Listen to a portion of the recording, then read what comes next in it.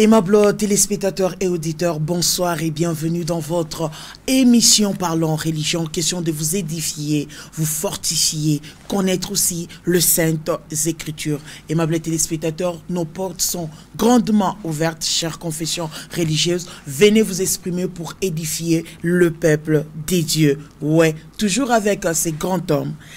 Il est docteur, il est prophète. Il est responsable de l'église Maison d'adoration pour les nations, MAN en sigle. Lui, c'est le révérend pasteur, prophète, docteur Israël Kayembe. Homme des dieux, bonsoir. Bonsoir, maman. Comment vous allez? Dieu nous soutient. Oui, homme des dieux, comment se porte la santé de notre église?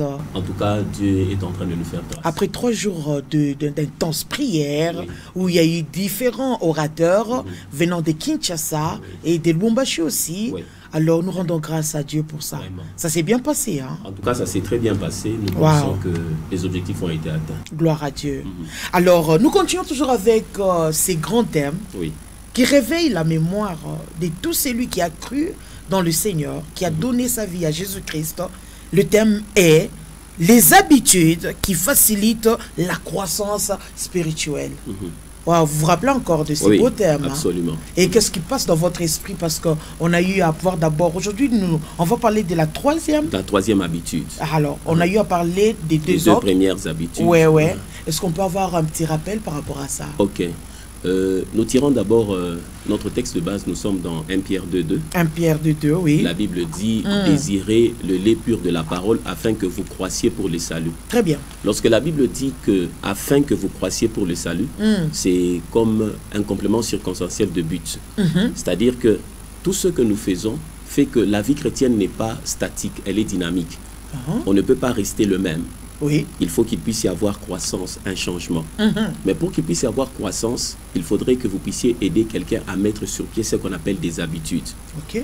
Un homme a dit ceci, Oui. lorsque tu sèmes une action, tu récoltes une habitude.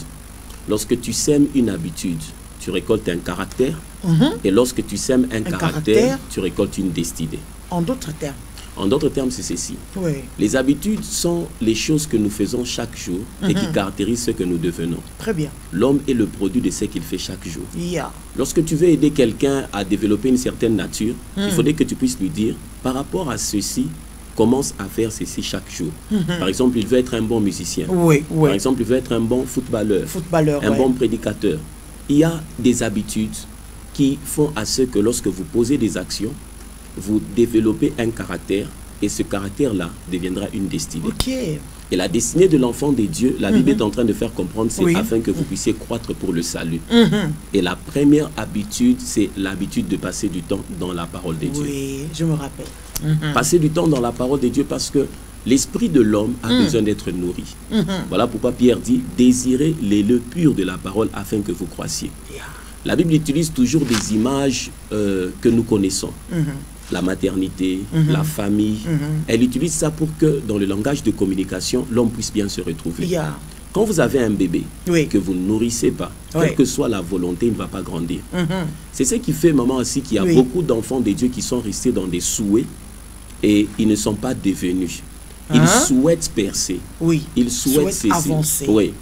La différence entre un enfant et celui qui est à l'université, c'est la croissance. Oui. Lorsque tout le monde est enfant, on lui pose la question qu'est-ce que tu veux devenir dans la vie? Tel dit je vais devenir docteur, Pilote. je vais devenir pilote. Oui. Mais pour que ces souhaits deviennent une réalité, il faut grandir. Il en est de même de la parole de Dieu. On a beaucoup de promesses. Quand on entre dans la vie chrétienne, on est né de nouveau. Oui. Mais il y en a beaucoup qui restent au niveau de désirer seulement, souhaiter. Mais pour permettre à ce que les souhaits deviennent une réalité, Une réalité. il faut grandir.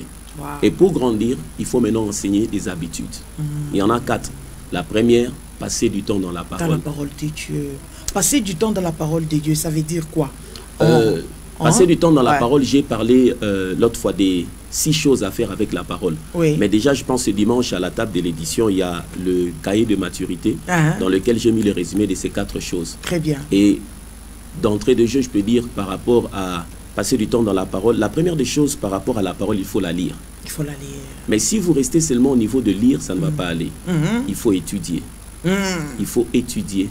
Il faut méditer. il faut mémoriser, Mémoriser. il faut confesser. Le 30 dit une chose, il dit, je cherche parmi eux un homme qui intercède, qui bâtit une muraille. Dieu lui-même dit, je cherche parmi eux un homme. Oui. Pourquoi est-ce que Dieu n'agit pas directement? Parce qu'il est souverain. Il a établi les choses de cette manière. C'est un principe. Sur la terre, un esprit a besoin d'un canal humain pour opérer sur la terre. Si l'esprit ne trouve pas un canal humain pour agir sur la terre, il est limité. C'est ainsi que l'homme collabore avec Dieu. C'est l'associé de Dieu sur la terre. Et la prière est la plus grande association entre le ciel et la terre. Lorsque un homme prie sur la terre, il permet à ce que le ciel se manifeste sur la terre. Il y a des quartiers qui sont sauvés. Donc la prière va amener le ciel sur la terre. À la Mukokota. Le règne de Dieu, l'action de Dieu. Quand Dieu, dans le monde spirituel, lorsque le supérieur fait son entrée, l'inférieur c'est de la place. Alléluia. Un exemple dans l'histoire de l'arche et de Dagon. La Bible dit que quand on a amené l'arche dans le temple de Dagon, la Bible n'a jamais dit que Dagon a discuté. La Bible dit que le premier jour, on a trouvé que Dagon avait fléchi. Parce que dans le monde spirituel, le supérieur, quand il fait son entrée, l'inférieur, c'est de la place. Très bien. On a cherché à soulever Dagon, mais il s'est fait que quand on l'a soulevé, le lendemain, on l'a trouvé, il était brisé. Brisé. Parce que l'arche, qui était symbole de la présence de Dieu, était plus forte. Et c'est ce qui se passe lorsque un homme prie. Quand Jésus dit dans Matthieu chapitre 6, il dit, lorsque vous priez.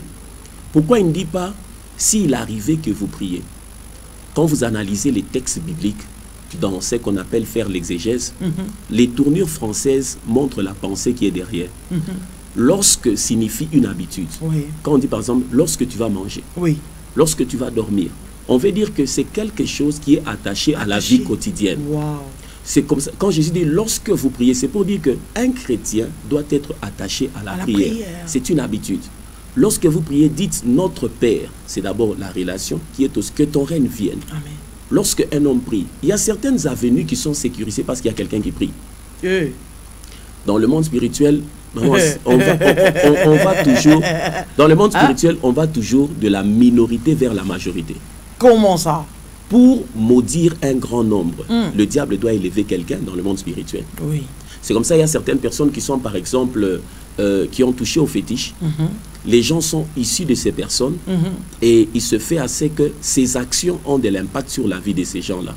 Quand vous êtes dans le psaume 136, la Bible est en train de faire comprendre que les actes des parents ont fait assez que la vie des enfants puisse souffrir. C'est un psaume que j'aime souvent lire. C'est là-bas où vous comprenez psaume 136. Si je me trompe, je prends le 133, mais je crois que c'est 136. Et vous allez vous rendre compte que Dieu, ils sacrifièrent leurs idoles qui furent pour eux un piège. Et vous allez vous rendre compte que les actions des parents, les actions, 136 parle de la miséricorde qui durera toujours. 133 parle de il est bon, doux, agréable pour des frères de demeurer ensemble. 106, voulais-je dire. Vous allez vous rendre compte que dans la compréhension de ce psaume, le psaume 106, à partir du verset 33, la Bible dit, car ils aigrirent son esprit. Il s'exprima légèrement des lèvres. Ils ne détruisirent point les peuples que l'Éternel leur avait ordonné de détruire. Ils se mêlèrent avec les nations et ils apprirent leurs œuvres. Le verset 36 dit maintenant, ils servirent leurs idoles qui furent pour eux un piège. La conséquence, le verset 37, ils sacrifièrent leurs fils et leurs filles aux idoles. Ils répandirent le sang innocent, le sang de leurs fils et de leurs filles, qu'ils sacrifièrent aux idoles des Canaan, et le pays fut profané par de meurtres. Ils là qui servirent les idoles, ce sont les parents. Une idole, c'est une représentation d'un faux Dieu, mais derrière il y a un démon. Et quand on dit servir, dans le langage biblique, servir signifie adorer. On ne peut pas adhérer à un mouvement spirituel sans devenir adorateur. Celui qui sert, adore. Quand quelqu'un vous dit que je suis serviteur de tel mouvement spirituel, dans le monde spirituel, ça signifie je suis adorateur. Et la Bible dit quand ils ont servi leurs idoles, c'est devenu pour eux un piège. Or, la spiritualité est indissociable de la prière. Okay. La deuxième habitude de la prière fait à ce qu'on confirme notre position d'adorateur. Un homme qui prie confirme qu'il est en dessous d'une autorité spirituelle. Alléluia. Un homme qui prie confirme qu'il est humble, que sans la force spirituelle, il n'a pas la capacité de faire. Très bien. La prière, c'est le langage des hommes humbles qui ont compris que leur vie dépend des dieux. Très bien. Leur mariage dépend des dieux. Leurs affaires dépendent des dieux. Et l'habitude de la prière, quand vous enseignez, malheureusement, on n'apprend pas à prier en priant. On apprend à prier par un enseignement. Et c'est ça qui fait que beaucoup de gens ont prié en quantité, mais n'ont pas eu de résultats. La prière est d'abord un problème de qualité avant de devenir un problème de quantité. Donc, si je vous comprends très bien, ensemble avec nos téléspectateurs, oui. Donc, on n'a pas besoin de la quantité de la prière, mais on a besoin de la qualité de la prière. Donc, il y a une différence entre les deux. Oui, oui. Il y a une très grande différence. La quantité, c'est en termes d'heures. 1 heure, 2 heures, 3 heures. 50 jours. Mais la qualité, c'est en termes de compréhension des principes. Et par exemple, quelqu'un qui a un problème de payer la dîme, comme je parlerai de la troisième habitude, ne peut pas aller prier 12 jours pour ses finances. Avant d'aller prier pour les finances, il faudrait qu'il soit d'abord en règle avec les principes. C'est lorsqu'il se rend compte que, étant en train d'obéir aux principes, il y a quelque chose qui ne va pas. Il doit aller poser la question à celui à qui il est en train d'obéir par la prière. Souvent, les gens vont prier pour des choses que la parole a déjà définies directement. Mais vous allez vous rendre compte qu'en avançant dans la vie chrétienne, il n'y a pas plus grand sujet ou bien temps de prière comme les moments d'adoration. Parce que plus l'homme étudie Dieu, plus l'homme sert Dieu, il va se rendre que Dieu, il est tellement grand qu'il a tellement la volonté de nous faire du bien. La Bible dit, quand je pense à ma misère, dans Lamentation 3, quand je pense à l'absinthe et au poison, mon âme est abattue au-dedans de moi. Il met une virgule, il dit, mais il y a des choses que je vais repasser dans mon cœur, des choses qui me donnent raison d'espérer. C'est que les bontés de l'Éternel ne sont pas épuisées et ses compassions ne sont pas arrivées à leur terme. Et puis il dit, elles se renouvellent chaque matin. C'est pour dire que si tu as rêvé qu'il y a quelqu'un qui veut te faire du mal, ce matin-là, Dieu aussi a renouvelé sa bonté envers toi. Et quand vous commencez à prier, en ayant été enseigné, en tout cas, l'atmosphère du ciel qui se dégage, elle est en grand bénéfice. Ça part toujours de la minorité vers la majorité. Quand le diable cherche un représentant, Dieu aussi cherche un représentant. Son activité spirituelle, il y a certaines personnes qui sont dans des parcelles où le bailleur peut-être a touché à des choses. Mais le fait qu'ils sont faibles sur le plan spirituel, ils subissent. Mais lorsque dans cette même parcelle, quelqu'un comprend l'art de prier, le bailleur va lui dire soit que non, on n'a pas chaque fois. Parce que nous avons ça, on a embrayé ça. C'est de cette manière-là. Et les chrétiens doivent être enseignés sur l'habitude de la prière. Parce que notre esprit a besoin d'une charge spirituelle pour affronter les différentes activités. Alléluia. Il y a des moments, tout ce que nous affrontons, nous ne sommes pas toujours informés. Très bien. Mais l'épuisement de nos corps montre que nous affrontons des choses. Tu peux monter dans un bus peut-être où il y a quelqu'un dans sa famille, mais ta présence fait assez que, tu commences à chanter un chant par exemple. L'atmosphère, il y a eu les radis quoi perturbé. Mais non, cette transaction qui s'est faite, ton esprit a libéré une force pour anéantir cela. Il faut aller se recharger. Très bien. Il faut aller se recharger. Très bien. Alors, merci beaucoup, homme de Dieu. Aujourd'hui, on continue avec la troisième habitude qui est... l'habitude de payer sa dîme. Est-ce que c'est important aussi? C'est très important.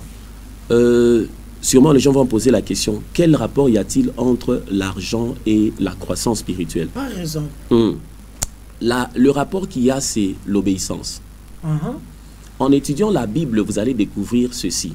S'il y a des étudiants de la Bible, ils vont découvrir qu'il y a au moins 500 versets qui parlent de la prière, 500 versets qui parlent de la foi, mais 2358 versets qui parlent de l'argent. Pourquoi? Pourquoi? Parce que l'utilisation de l'argent révèle ce qui règne sur le trône de ton cœur. La manière, quand quelqu'un te dit j'ai utilisé l'argent pour ceci, pour cela, pour ceci, c'est à ce niveau où tu as la capacité de voir qu'est-ce qui est comme Dieu dans son cœur. Qu'est-ce qui a la priorité dans son cœur?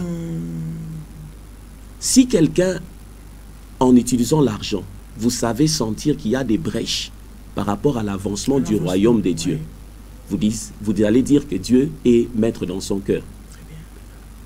La spiritualité et l'argent ne peuvent pas être dissociés. Il y a trois choses qui marchent toujours ensemble dans ce monde. Il y a la spiritualité, le pouvoir et l'argent. Si vous allez dans certains pays, quand vous arrivez à Dubaï, au Qatar, vous allez vous rendre compte que ces trois choses sont réunies. Il y a une spiritualité, il y a une religion qui a le pouvoir et qui a l'argent. Il en est de même dans la vie d'un chrétien. Pour que tu puisses imposer ton rythme quelque part, il faut que ces trois choses soient réunies. La spiritualité, le pouvoir, l'argent. Et lorsqu'un chrétien apprend à payer sa dîme, c'est comme l'impôt qu'il paye sur ce que Dieu lui donne. Est-ce que je ne vous coupe pas la parole, homme de Dieu. Est-ce que vous savez qu'il y a de ces gens, comment on a dit pas tout dit, mais tu es pasteur Dieu n'a pas pasteur n'a pas dit, mais si béni a tout retrouvé. Est-ce que j'ai déjà entendu cela, c'est-à-dire que les gens n'ont pas été enseignés. Pourquoi? Le fait déjà de dire cela détruit déjà votre sémence. En fait, ce que nous donnons à Dieu n'est pas plus important que les intentions que nous avons dans le cœur. Expliquez-vous. La Bible dit une chose dans 2 Corinthiens chapitre 6. Les prédispositions du cœur sont le tribunal de l'exaucement des dieux. Dans 2 Corinthiens chapitre 6, la Bible est en train de dire quelque chose. Elle dit quelque chose de capital. Elle fait comprendre que chacun donne selon qu'il a résolu. Qu'il le fasse sans contrainte. Parce que Dieu aime celui qui donne avec joie. Je vais trouver le passage. La Bible dit que chacun donne selon qu'il a résolu. Sans contrainte. Parce que Dieu aime celui qui donne avec joie. C'est-à-dire, Dieu aime celui qui donne avec joie. Donner n'est pas plus important d'abord que l'attitude que nous avons dans le cœur. Quand vous avez des mauvaises prédispositions dans le cœur, sachez que vous avez déjà annulé la chose. La Bible dit que Dieu sonde les cœurs et les reins. C'est-à-dire que quand quelqu'un s'avance, il y a la parabole de Jésus, où il est en train de voir comment est-ce que les gens sont en train d'offrir dans le panier. Il dit, la femme qui a offert 2 pièces a offert plus que tous parce que les autres ont donné de leur superflu. C'est important. C'est-à-dire que ce que nous donnons à Dieu n'est pas plus important que l'intention dans laquelle nous donnons la chose. Quand quelqu'un dit déjà, c'est-à-dire il annule déjà sa sémence. Il doit comprendre pourquoi est-ce que Dieu dépose l'argent dans les mains d'un homme. Sans d'aller dans beaucoup d'études. Tout le monde a lu l'histoire d'Israël en Égypte. Tout le monde a lu comment est-ce que les enfants d'Israël ont souffert en Égypte. Mais tout le monde a aussi lu comment est-ce que l'épisode de la captivité s'arrête. Quand Dieu termine de tuer chaque divinité, parce que chaque plaie était une victoire sur l'une des divinités. Il y avait la divinité qui produisait la pluie. Dieu a anéanti la pluie. Il y avait la divinité du soleil. Dieu a anéanti. Il y avait les mouches. C'était des divinités. Les 10 fléaux, c'était des divinités. Et en atterrissage, Dieu fait assez que les premiers-nés de chaque personne meurent. Il y avait un Dieu qui était chargé de la sécurité des familles aussi. Mais ce jour-là, il n'a pas su sécuriser. Il y avait deuil en Égypte. Oh my God. Mais la dernière des choses que Dieu fait, il dit, vous allez demander de l'or et de l'argent à vos voisins. Parce que une délivrance sans provision financière n'a pas d'avenir. Et il se fait que tout le monde a lu sans comprendre. Pourquoi est-ce qu'il y a eu maintenant transaction de l'or et de l'argent? L'épisode se comprend lorsqu'ils arrivent dans le désert. Moïse dit à chaque enfant d'Israël d'amener de l'or et de l'argent. Où est-ce qu'un esclave qui a fait 4 siècles de captivité allait trouver l'or et l'argent pour construire le tabernacle? Dieu veut dire que sur ce que je vous ai donné au moment de la délivrance, j'en ai maintenant besoin pour construire mon tabernacle. C'est là-bas où chaque enfant de Dieu doit comprendre pourquoi est-ce que Dieu dépose l'argent dans nos mains. Dans nos mains. Dieu dépose l'argent dans nos mains, c'est pour l'avancement de son œuvre. Amen. Quand on n'a pas compris cela, c'est comme ça dans beaucoup des églises des réveils, on a des anciens riches. On a toujours des gens, ce papa dans sa Kutowaka, cette maman, ouais, mais on ne conserve pas les réalités spirituelles sans principe spirituel. Wow. Dans le monde spirituel, tout ce que tu fais sans compréhension ne produit pas de bénédiction. Yeah. La compréhension est le mot maître dans le monde spirituel. Ce n'est pas d'abord le faire, c'est d'abord comprendre pourquoi je dois faire. Très bien. Parce que celui qui comprend pourquoi il fait opère sur la base de la foi. C'est ainsi que l'enseignement est roi dans le monde spirituel. Prophète. L'enseignement est roi. Et roi. Jésus dit dans Matthieu, il dit, allez faites des nations des disciples. Il n'a pas dit, allez faites des nations des fidèles. Il n'a pas dit, allez faites des nations des fanatiques. Mais il utilise le mot disciple. Pourquoi? Le mot disciple, dedans on tire en latin discipulus, qui signifie élève. C'est-à-dire, allez faites des nations des élèves. Or, on ne peut pas faire un élève sans enseignement. C'est-à-dire, aller enseigner les gens pour qu'ils puissent devenir des maîtres. Un élève est enseigné dans le but de devenir un jour un maître. Un maître, oui. C'est-à-dire, faites-les suivre ce processus. La Bible dit dans Éphésiens 4, elle est en train d'évoquer une notion importante qui caractérise la vie de beaucoup de gens aujourd'hui. Dans Éphésiens chapitre 4, la Bible est en train de dire quelque chose d'important. Au verset 13 jusqu'au verset 14, elle dit: jusqu'à ce que nous soyons tous parvenus à l'unité de la foi et de la connaissance du Fils de Dieu, à l'état d'homme fait à la mesure de la stature parfaite de Christ. Le verset 14, j'aime beaucoup. Afin que nous ne soyons plus des enfants, flottants et emportés à tout vent de doctrine, par la tromperie des hommes, par leur ruse dans les moyens de séduction. Ouais. Afin que nous ne soyons plus des enfants emportés à tout vent de doctrine. Aujourd'hui, il y a beaucoup de gens qui sont emportés à tout vent de doctrine. Non, non, pas. Mais le problème se trouve au niveau de qui? De qui? Celui qui doit enseigner. Parce que si vous prenez une bouteille vide et une bouteille pleine, tous sont des bouteilles, mais chacun réagit en fonction de son contenu. Lorsque le vent souffle, la bouteille qui est pleine reste stable. Mais la bouteille qui est vide, elle va aller là-bas, elle va rentrer ici. Ça montre juste qu'on a eu des gens, mais qu'on n'a pas rempli. Yes. Et l'argent révèle la place que Dieu occupe dans le cœur. En étudiant dans le syllabus que je vais proposer aux gens, j'ai découvert que... On me fait signe déjà de l'autre côté qu'il me reste quelques... Oui, j'ai découvert qu'il y a au moins 8 raisons pour lesquelles les gens doivent payer la dîme. Donc lorsqu'on paye la dîme, il y a des choses que le Seigneur fait. Oui, et c'est une expression de la position que Dieu occupe dans votre vie. Wow. La première raison pour laquelle on paye la dîme, c'est parce qu'on aime Dieu. Ouais. C'est parce qu'on aime Dieu. Donc la Bible dit dans Jean 3,16 quoi? Car Dieu a tant aimé qu'il a donné. On ne peut pas aimer sans donner. Wow, c'est fort. Mais on peut donner sans aimer. C'est fort. Et quand quelqu'un paye sa dîme, il y a 2 choses qui se passent dedans. Un, il reconnaît que Dieu est la source. Deuxièmement, il reconnaît qu'il aime Dieu. Wow. La Bible dit dans ce passage que j'ai lu, il y en a beaucoup, mais il y a un passage de Deutéronome que nous devons lire. Dans Deutéronome 8, 18. 8, 18 Si on peut tout oublier, mais ce passage, il ne faut pas l'oublier. La Bible est en train de dire ceci. Souviens-toi de l'Éternel ton Dieu, car c'est lui qui te donnera de la force pour acquérir, afin de confirmer comme il le fait aujourd'hui son alliance qu'il a jurée à tes pères. Car celui qui te donnera la force pour acquérir. Dans l'autre version de Parole vivante, on dit encore de manière plus explicite. Deutéronome 8, 18. Quand le chrétien comprend cela, il dit, rappelez-vous, c'est le Seigneur votre Dieu qui vous donne la force d'obtenir ses richesses.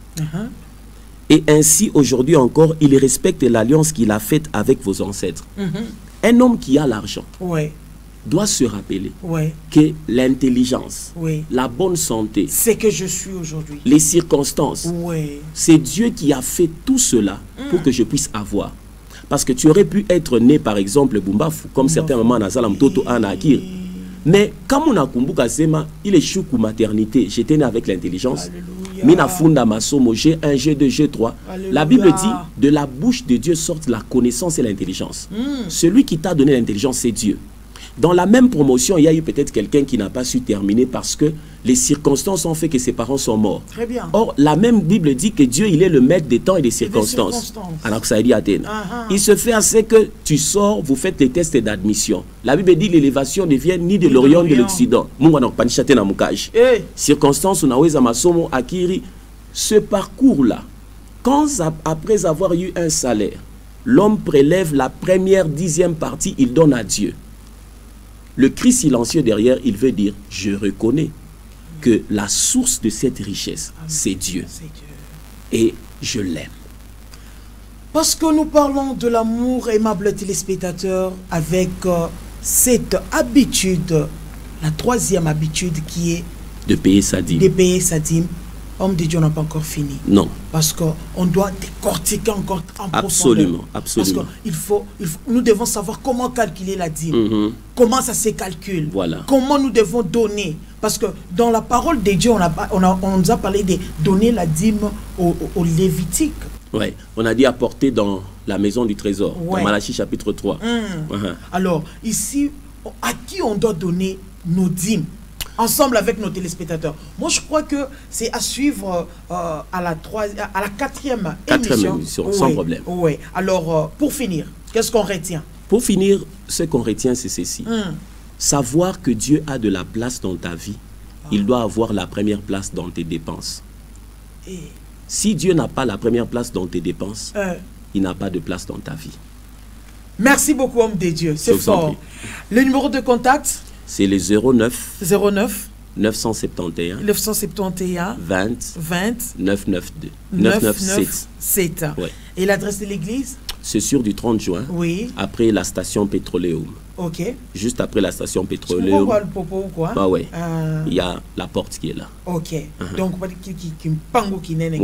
Alors, le programme de l'église est comment? Le mercredi, on a étude biblique à partir de 16h30. Très bien. Le vendredi, on a chambre haute à partir de 16h. Ok. Et le dimanche, on est là à partir de 8h juste. De 8h juste. Mais tous les matins, il y a dévotion matinale du lundi au vendredi. Merci beaucoup, homme de Dieu. Je vous en prie. Rendez-vous à Aïcha? Non, à Aïcha. Il faut toucher par exemple. Il m'envoie 10 000 comme ouais. On a monté pour que tout ça n'a pas $100, on a touché 10. On n'a pas 100 000, on a touché 10 000. On n'a pas 1 million.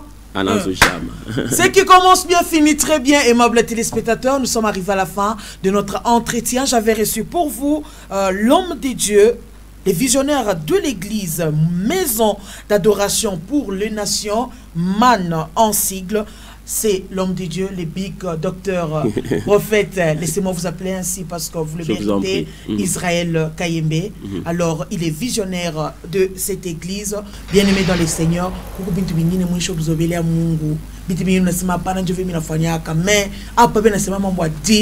il faut que parce que c'est répété dans la Bible combien de fois? 2350 fois. Merci beaucoup, nous vous aimons beaucoup. À la fois prochaine. Merci, homme de Dieu. Merci.